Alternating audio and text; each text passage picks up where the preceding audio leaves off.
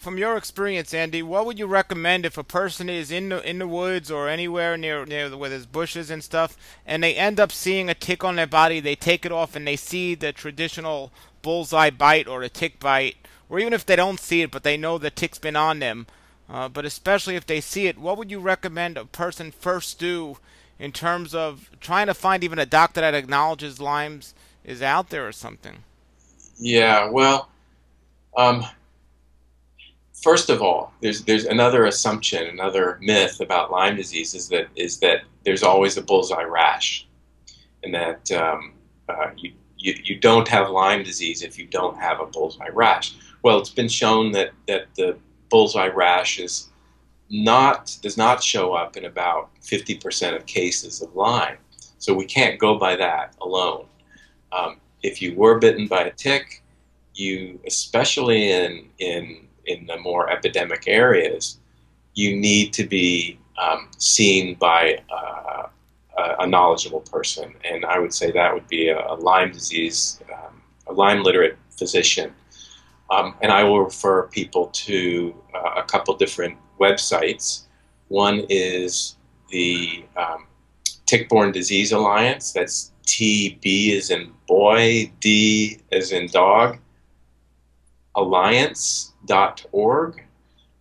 You can also go to underourskin.com, which is our website, and we have a lot of resources available there. But it's essential that you understand that a tick, an embedded tick that's been on there for longer than a few hours, or maybe even an hour, that there is the possibility for infection. That goes contrary to what the conventional view is, that it has to be about 2 days. But Lyme literate physicians have also seen that infection can occur after a few hours. So you need to have the proper care.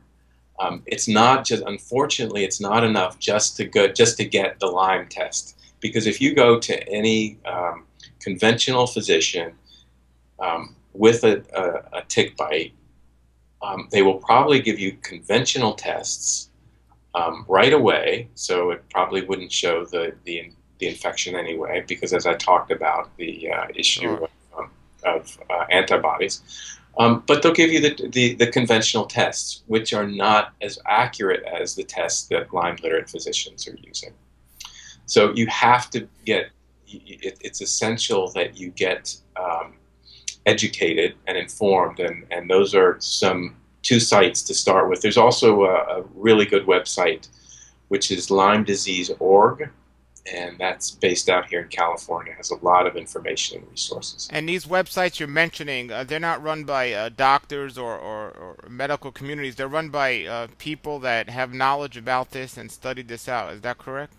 Yes, they're community organizations, they're nonprofits that are interested in forwarding research, education, and changing policy around the issue of Lyme disease. Nature's wealth, good for your health.